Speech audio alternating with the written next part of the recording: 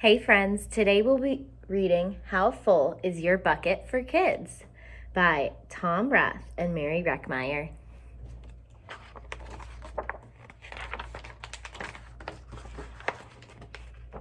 Felix was putting one of the last blocks on his tower when his little sister came in. "I want to build with you," she said. Felix scowled. "Go away. You're too little."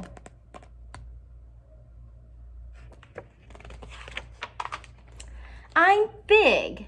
"Stay back. You'll never knock it over." "I can be very careful." "Go play with your baby toys, Anna." Thwack. Looks like she knocked over his tower. "Grandpa!" Grandpa shook his head. "Felix, you just dipped from your sister's bucket. Like everyone else, Anna has an invisible bucket. When it's empty, she feels bad, but when it's full, she feels great.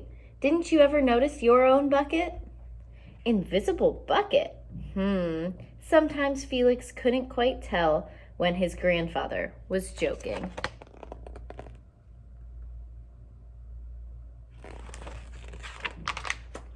But the next morning, when Felix woke up, there it was, a small gray bucket floating above his head. So you can see it floating there, and even his dog is looking up at it. When Felix came down to have breakfast, his mom was in a hurry. "I've got a meeting this morning, and it's almost time to go. Anna, sit still."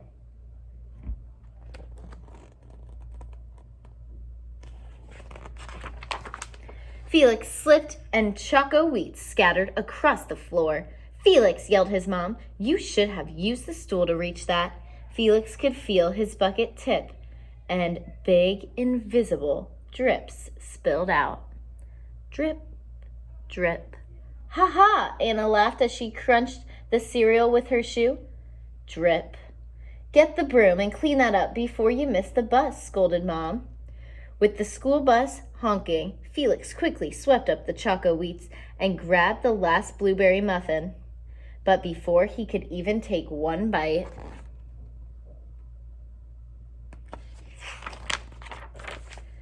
Buster jumped up and grabbed the muffin from his hand.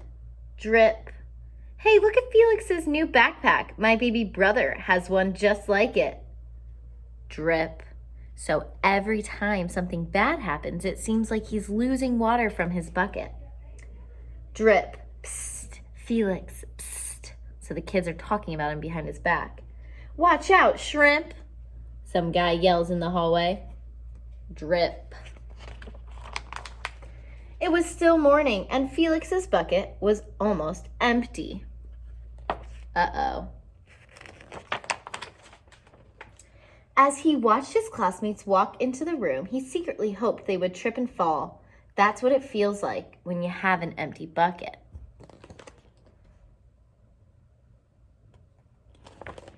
So he was wishing bad things upon his friends because his bucket was empty. He wasn't feeling too good. Felix slumped into his seat and waited for something else bad to happen. Mrs. Blumblenickle walked slowly up to his desk and handed him a paper. He could hardly bear to look. "Felix, you wrote a wonderful story. Would you please share it with the class?" Felix grinned and felt a big drop land right in his bucket.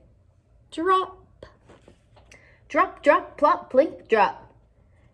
"The Ginosaurus who wanted the pet by me, Felix." The class grew quiet. They laughed at all the right places and oohed at the scary parts. When Felix finally read, "The end," everyone clapped. Even Emily, who sat next to him and didn't usually like dinosaurs. Felix felt a whole shower of drops land in his bucket. Maybe the day wouldn't be so bad after all. So all of his classmates built him up and made him feel really special, and that filled up his bucket.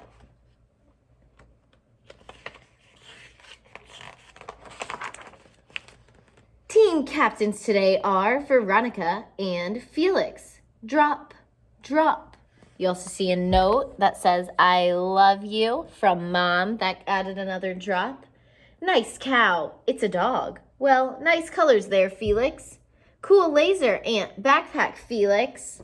and his bucket is getting more and more full. By afternoon, Felix's bucket was nearly full. At recess, when he looked around, Felix suddenly realized that his grandpa was right. Everyone else had a bucket too.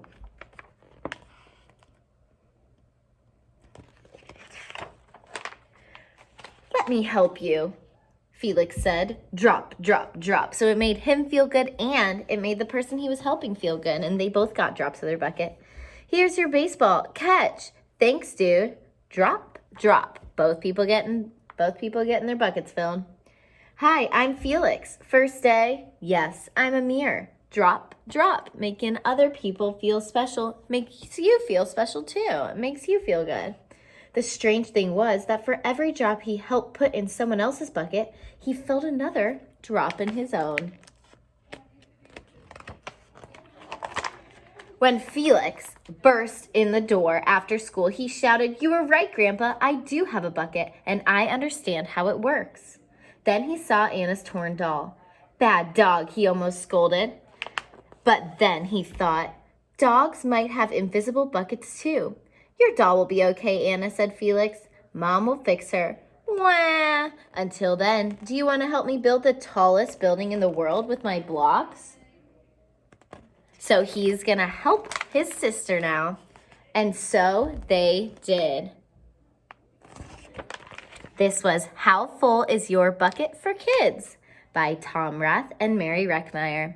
Learning to fill other people's buckets up as well as our own by being kind and making them feel good.